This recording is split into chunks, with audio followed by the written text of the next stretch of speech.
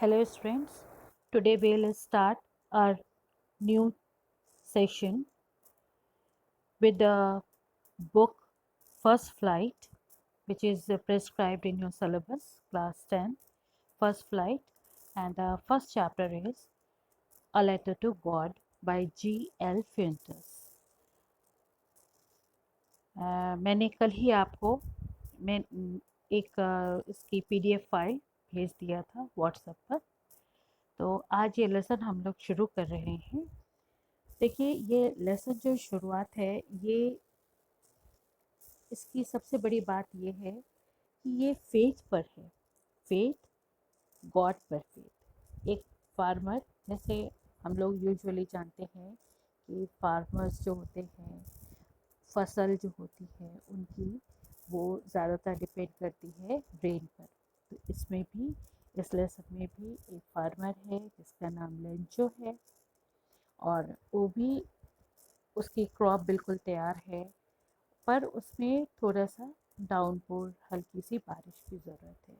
बारिश होती है पर फिर एकाएक कुछ और हो जाता है और उसकी फसल पूरी नष्ट हो जाती है। और क्या होता है? ओले पड़ने लगते हैं, हेल स्टॉर्म, और फिर उसकी फसल पूरी नष्ट हो जाती है। अब वो बहुत सोच में है, पूरी फैमिली बहुत डिस्ट्रेस्ड हो जाती है, बहुत परेशान हो जाती है, but after all they have faith in God. भगवान में भरोसा है बहुत ज़्यादा। हम लोग इस स्टोरी को पढ़ते हैं। ये स्टोरी बहुत अच्छी है। ये सबसे पहले तो ये स्टोरी जो है लिखी है G.L. फेंटिस ने। तो अब हम लोग ये स्टोरी स्टार्ट करते हैं। आप लोग भी देखिएगा, ये स्टोरी यहाँ से स्टार्ट होती है। The house, the only one in the entire valley, sat on the crest of a low hill. The house, जब अ हाउस कहेंगे तो कोई भी हाउस हो सकता है, एक घर कोई भी, पर यहाँ पर का क्या शुरुआत करी गई है? The house. लेसन की शुरुआत करी गई है द हाउस। द हाउस मतलब कोई particular house. A particular house किसका? The only one in the entire valley. पूरी वैली में वही एक घर था।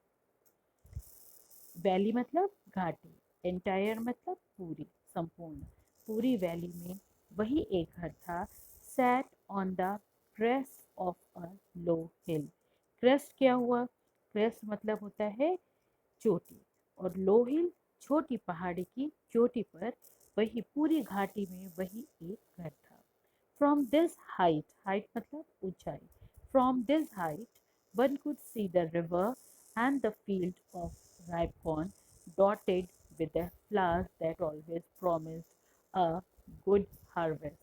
From this height, इस हाइट से one could see the river, किसी को भी पास में जो नदी बहती थी वो दिख जाती थी, and the field of ripe corn dotted with the flowers. Ripe corn मतलब वहाँ पर जो उसकी फील्ड थी, फील्ड मतलब खेत जो था, वो भी उसके घर से ही दिखता था। और उस खेत में राइप कॉर्न, कॉर्न मतलब मक्का, मक्के की फसल बिल्कुल तैयार हो गई थी और उसमें फूल आ गए थे। That always promised a good harvest, और इतनी अच्छी फसल थी कि जिससे लगता था कि बहुत अच्छी फसल होगी। हार्वेस्ट मीन्स फसल। इतने अच्छे कॉर्न आ गए थे, फ्लावर्स आ गए थे उस पर, फूल आ गए थे कि लगता था कि इस बार बहुत अच्छी फसल होगी। The only thing the earth needed was a downpour और एटलीस्ट अ शार। सिर्फ किस चीज़ की ज़रूरत थी? The only thing the earth needed, earth means पृथ्वी, यानी धरती में उस समय क्या, उसके खेत को क्या ज़रूरत था? एक डाउनपोर। डाउनपोर मतलब बारिश, तेज बारिश, और एटलीस्ट अ शार, अगर तेज बारिश नहीं भी हो रही है तो हल्की मध्यम बारिश भी हो जाएगी। शार मतलब बौछार, एक बौछार ही हो जाती तो उसकी फसल बहुत अच्छी हो जाती। Throughout the morning, Lencho, who knew his fields intimately, had done nothing else but see the sky towards the northeast. Through out the morning, सुबह से ही लेंचो। अब देखिए यहाँ पर जो मेन कैरेक्टर प्रोटैगनिस्ट है लेंचो है, उसका नाम पहली बार यहाँ पर दिया गया है। Who knew his fields intimately, जिसे अपने अपने खेत बहुत अच्छे से, देखिए हर व्यक्ति अपने जो किसान होता है वो अपने खेत का चप्पा चप्पा कोना कोना बहुत अच्छे से जानता है।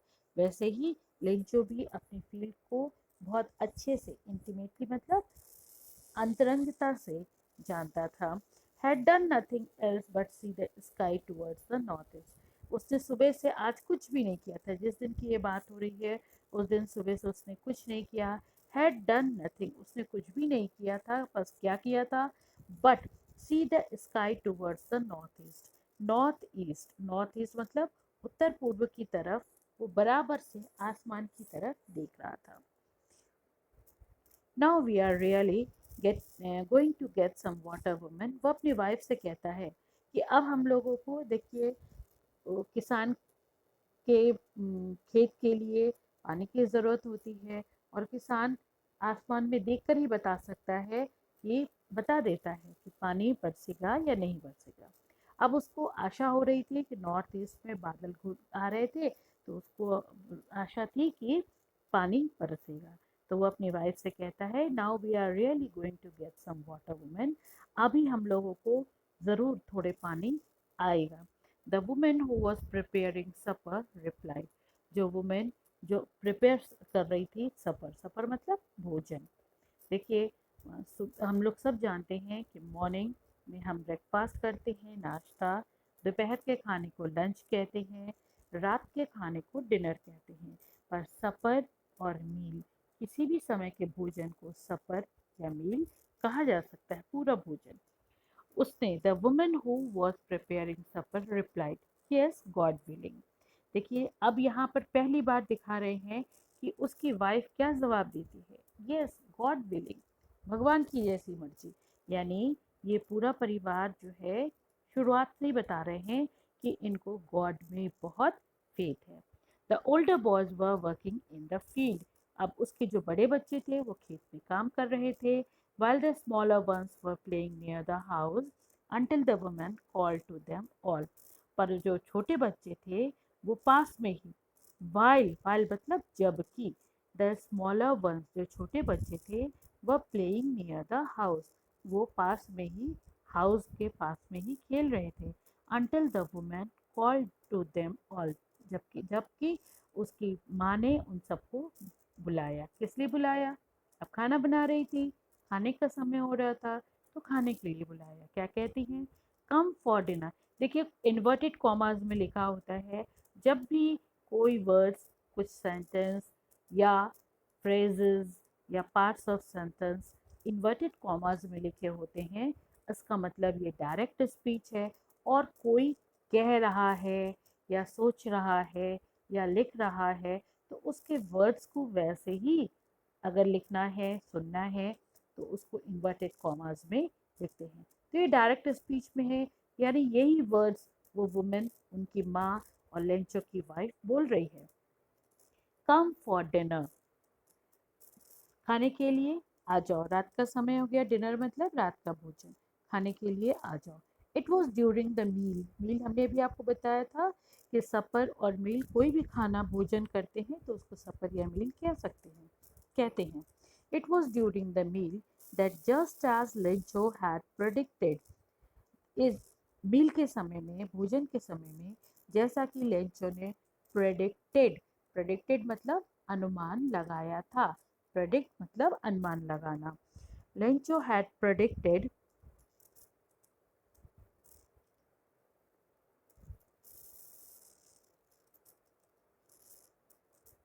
प्रेडिक्टेड मतलब अनुमान लगाया था। Big drops of rain began to fall, बड़ी बड़ी पानी की बूंदें गिरने लगी। In the north east huge mountains of clouds could be seen approaching. In the north east, north east अभी हमने आपको बताया था कि नॉर्थ ईस्ट, सुबह से लंच बैठ करके कुछ नहीं कर रहा था, खाली नॉर्थ ईस्ट की उत्तर पूर्व की तरफ आकाश में देखता जा रहा था। और अब देखिए जैसा कि उसने प्रेडिक्ट किया था, अनुमान लगाया था, इन the north east huge mountains of clouds could be seen approaching. Approaching मतलब आते हुए, अप्रोचिंग। देखिए,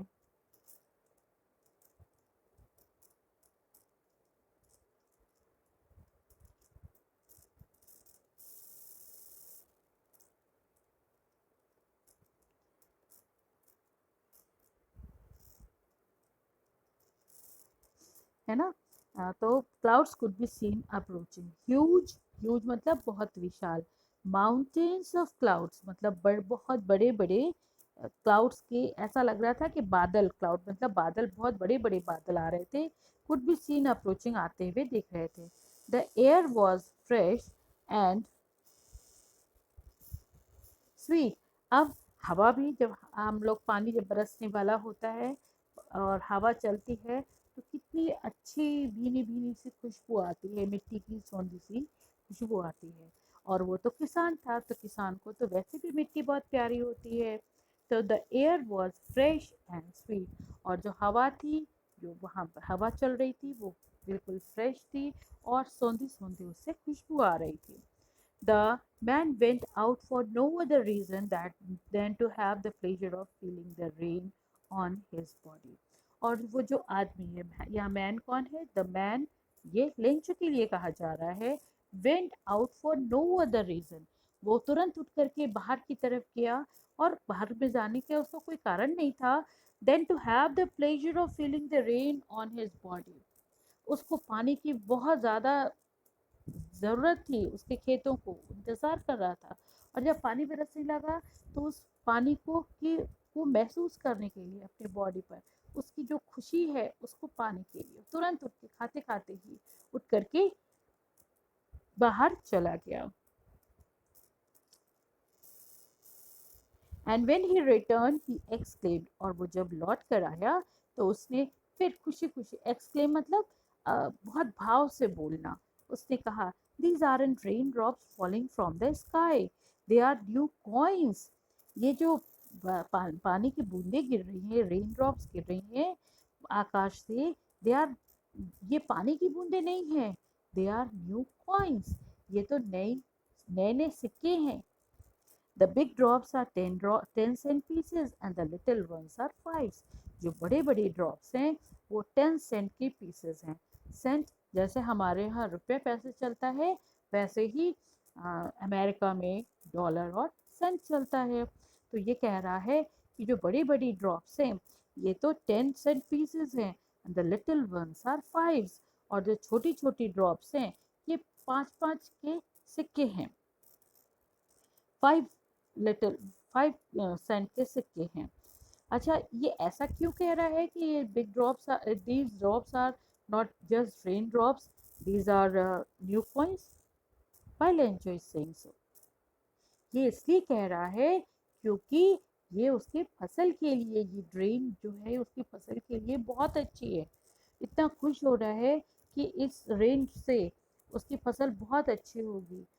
जब वो उसका हार्वेस्ट, फसल पकेगी और वो मार्केट में सेल करेगा तो he'll get a lot of money।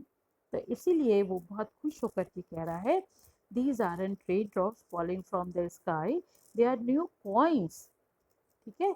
With a satisfied expression, he regarded the field of ripe corn with its flowers draped in a curtain of rain with a satisfied expression।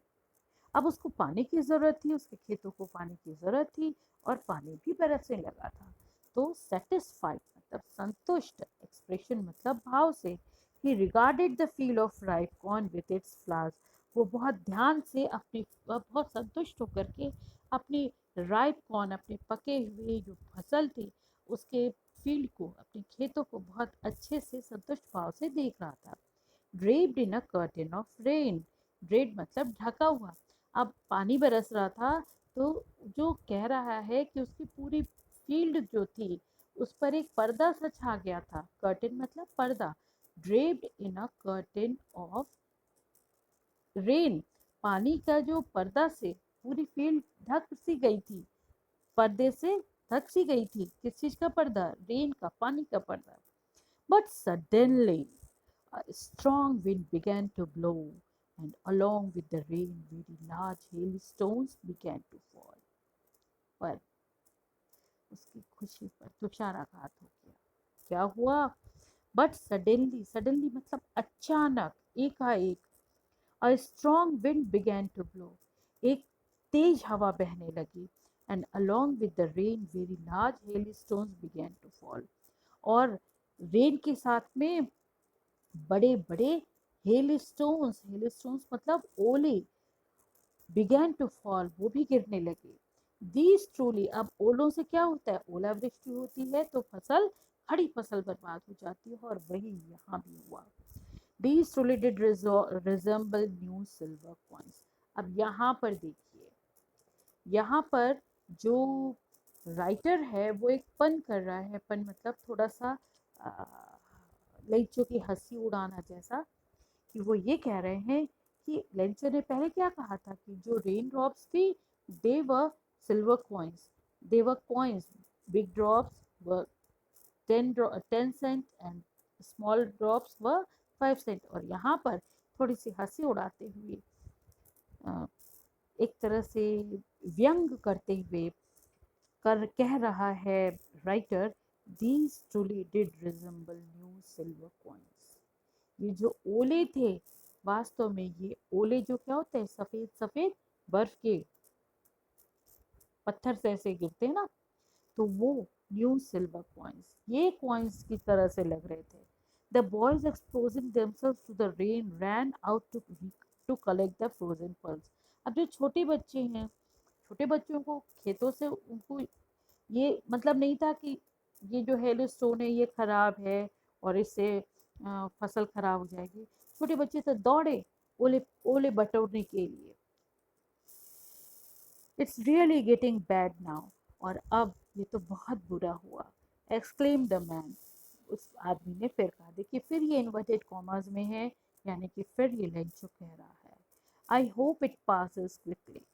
I hope, hope मतलब आशा करता हूँ कि it passes quickly, ये जल्दी खत्म हो जाए। It did not pass quickly, पर जैसा कि लेंचो एक्सपेक्ट कर रहा था वैसा नहीं हुआ, और हेल स्टॉर्म बहुत देर तक चलता रहा। For an hour the hail rained on the house, the garden, the hillside, the cornfield, on the whole valley. The field was white as if covered with salt. 1 घंटे तक the hell rained on the house, rain कहाँ पर, house मतलब घर पर, the garden, garden मतलब वो जो बगीचा था, द हिल साइड, जिस हिल पर उनका घर था उसकी साइड्स पर, द कॉर्न फील्ड, उसकी जो फील्ड थी कॉर्न की, ऑन द होल वैली, पूरी वैली पर, पूरी घाटी पर 1 घंटे तक ओलावृष्टि होती रही। The field was white as if covered with salt, पूरा खेत सफ़ेद हो गया, ऐसा लग रहा था कि पूरे खेत पर नमक बिछा दिया गया हो। यहाँ भी देखिए सिमली है कि as if covered with salt. देखिए जब किसी खेत पर नमक डाल दो तो क्या होगा, ज़मीन बंजर हो जाएगी, और यहाँ भी वही हुआ था। जो हेल स्टॉर्म्स थे उससे पूरी फील्ड कवर हो गई थी और पूरी फसल नष्ट हो गई थी। तो यहाँ पर सॉल्ट को रिजेंबल कर रहे हैं राइटर जो है हेल स्टॉर्म से। Not a leaf remained on the trees, किसी भी पेड़ पर एक पत्ता तक नहीं बचा। The corn was totally destroyed, जो पूरी फसल थी वो नष्ट हो गई थी। डिस्ट्रॉयड मतलब नष्ट होना, नष्ट हो गई थी।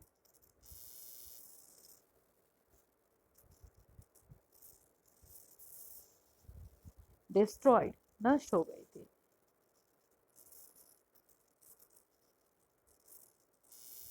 The flowers were gone from the plants, और पूरे पेड़ों पर से पत्ते हट गए थे। Lencho Lencho soul was filled with sadness, Lencho की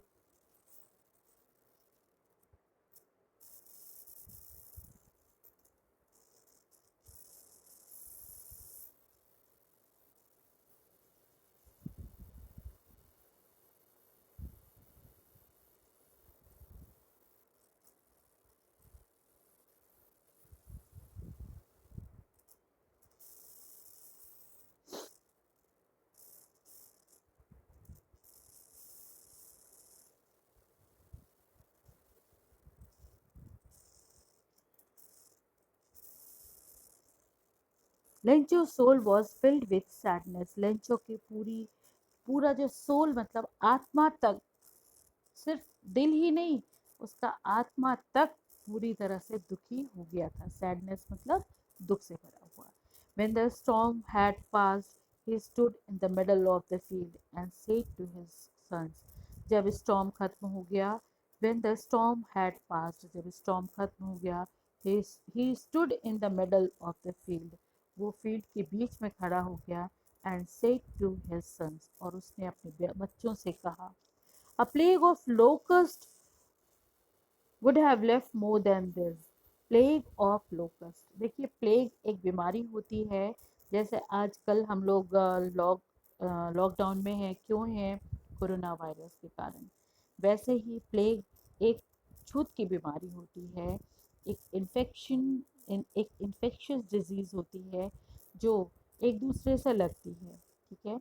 और ये भी एक पैंडेमिक है, जैसा अभी हम लोग कोरोना कोविड-19 है। अच्छा, और लोकस्ट क्या होते हैं? टिड्डा। टिड्डे क्या होते हैं? टिड्डे जो होते हैं एक तरह के कीड़े होते हैं। लोकस्ट एक तरह का कीड़ा होता है जो कि झुंड में चलता है, और कहा जाता है कि जिस भी खेत के ऊपर से टिड्डों का, लोकस्ट का स्वॉर्म ऑफ लोकस्ट निकलता है, टिड्डों का झुंड निकलता है, वो पूरा की खेत खाली हो जाता है, खराब हो जाता है। वो खा जाते हैं, पता ही नहीं चलता, उड़ते उड़ते ही खा जाते हैं। तो वो कह रहे हैं, और प्लेग में भी ऐसी बीमारी होती है कि अगर पूरे के पूरी एरिया लोग बीमार पड़ते हैं और मर जाते हैं। तो अ plague of locust would have left more than this. वो अपने बच्चों से कह रहा है कि अगर प्लेग आया होता, या टिड्डों का दल भी आया होता, या मिलकर के भी प्लेग ऑफ लोकस्ट होता, तो भी इससे भी जरा तो कुछ बच रहा होता। The hell has left nothing, और इस हेल से तो कुछ भी नहीं बचा है। This year we will have no corn, इस साल तो हमें कुछ भी फसल नहीं मिलेगी, कुछ भी मक्का या कॉर्न दाने नहीं मिलेंगे। That night was a sorrowful one, और ये रात पूरी बहुत ही दुख भरी थी। All our work for nothing, हमारा पूरा काम, जो हमने इतनी मेहनत करी, पूरे समय साल भर तक किसान खेत में काम करता है, फिर जाकर फसल मिलती है। तो वो कह रहा है, अब एक देखिए अलग अलग इन्वर्टेड कॉमास में है, यानी आपस में एक दूसरे से कह रहे हैं, all our work for nothing, हमारा पूरा काम बेकार गया। There is no one who can help us, कोई भी नहीं है जो हमारी हेल्प कर सके। Will go hungry this year, इस साल तो हम भूखे रहेंगे। चलिए, अब आज भी हम इतना ही पढ़ाते हैं। नेक्स्ट लेसन में, नेक्स्ट डे हम इसको और कंटिन्यू करेंगे, नेक्स्ट अपने लेक्चर में। पर यहाँ पर अभी कुछ क्वेश्चंस हैं जो हम लोग डिस्कस करते हैं। अभी तक जितना पढ़ाया उसके ऊपर कुछ क्वेश्चंस हैं जो हम लोग डिस्कस करेंगे। What did Lencho hope for? Lencho क्या होप कर रहा था? Lencho was hoping for a downpour or at least a shower.